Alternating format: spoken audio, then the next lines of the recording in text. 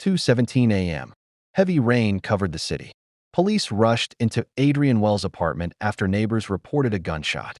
The famous investigative journalist was found dead beside his desk. His laptop was open. Coffee was still warm. Nothing had been stolen. Only one object rested beside his body. An old leather diary. Detective Emma Carter slowly picked it up. Something about it felt wrong. Emma carefully opened the diary. The first page contained only one handwritten name. Officer Daniel Foster. Nothing else. No dates. No explanation. Lucas frowned. That's strange.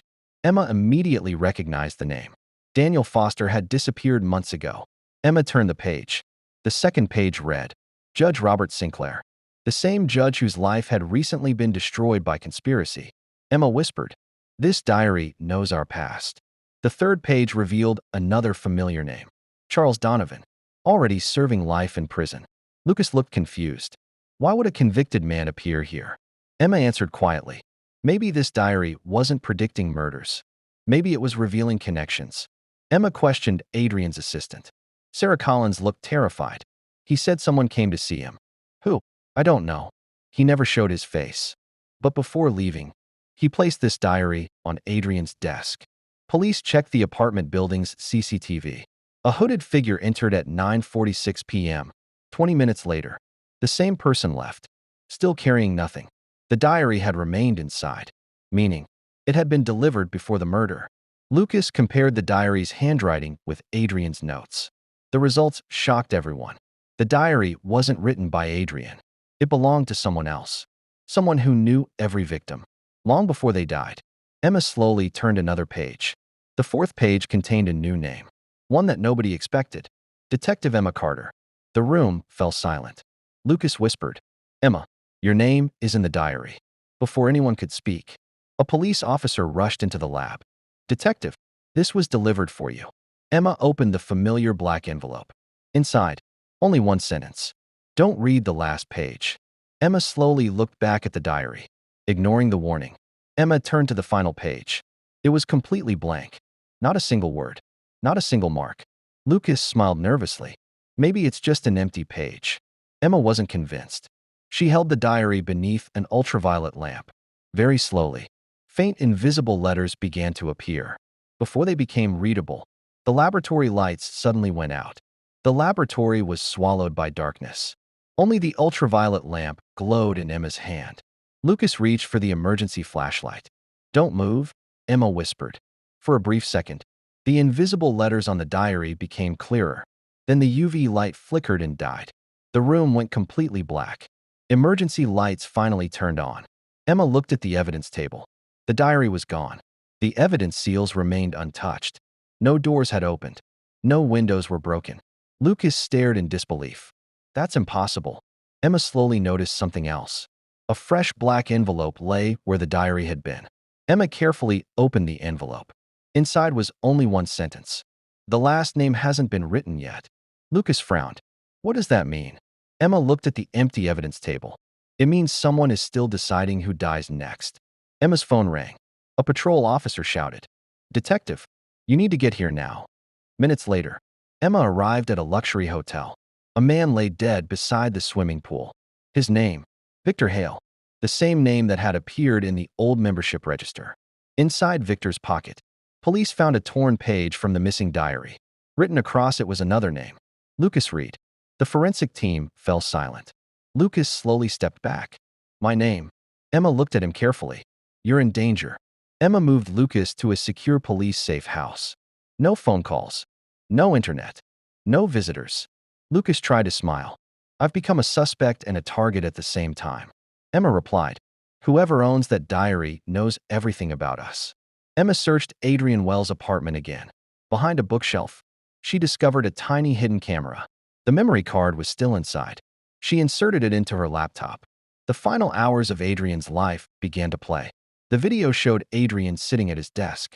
Then a hooded figure entered. Adrian didn't look surprised. He smiled and said, You finally brought it. The figure placed the leather diary on the desk. The video continued. Adrian opened the diary. His smile disappeared. He whispered, These names are impossible.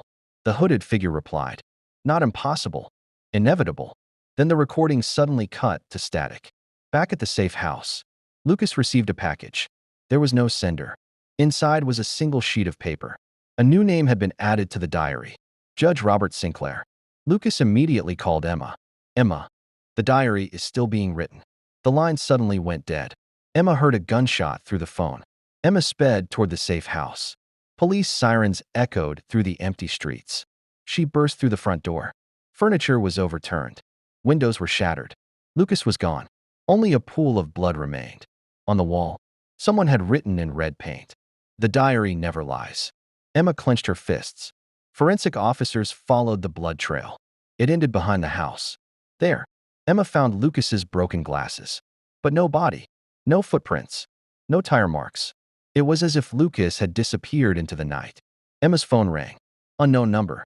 A calm voice spoke. "Lucas is alive. For now. If you want him back, find the 7th page." The call disconnected. Exactly 12 seconds. Emma searched Adrian Wells' office one final time. Behind a loose wall panel, she found a hidden locker. Inside were newspaper clippings, old photographs, and a sealed envelope marked Page 7. Emma slowly opened it. Inside the envelope was another page from the missing diary.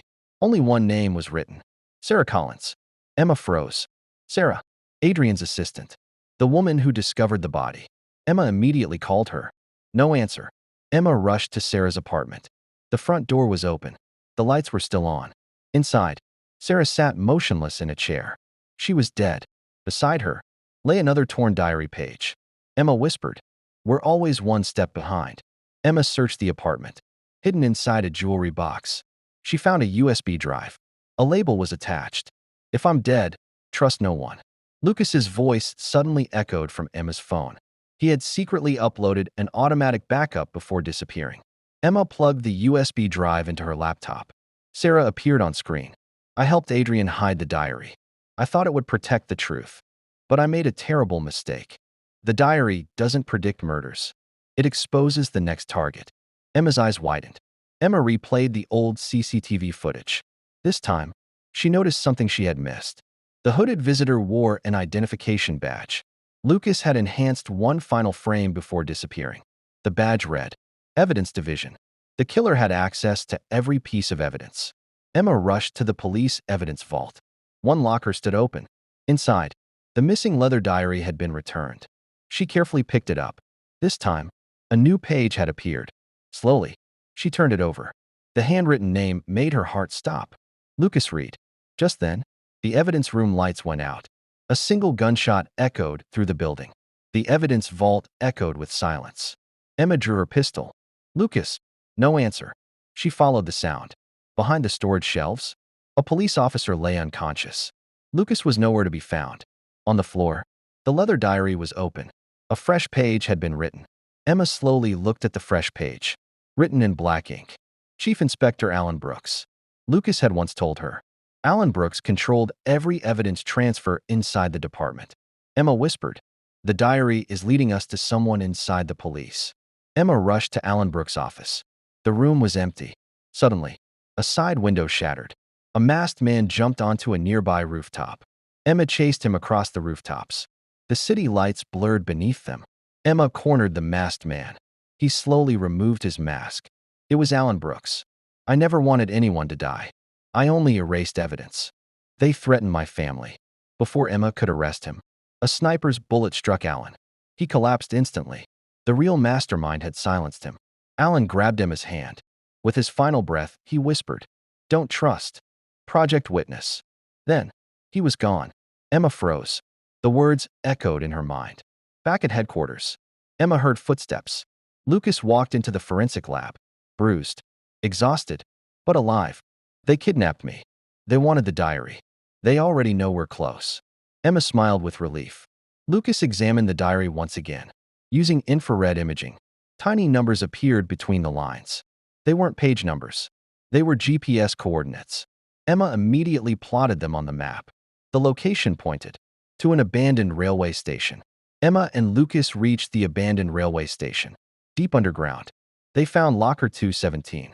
Inside were dozens of identical leather diaries. Every diary carried a different year. Emma realized Someone had been planning crimes for decades. At the bottom of the locker, Emma found a sealed envelope. Inside was a faded photograph. A man sat at a wooden desk, writing inside one of the diaries. On the back was one sentence: "Every story needs an author." Emma had never seen his face before, but she knew he was the real mastermind. Back at the forensic lab, Emma opened the oldest diary. The very first page contained only one sentence: "The first victim was never the target, the detective was." Emma slowly looked up. Someone knocked on the lab door. Knock, knock, knock.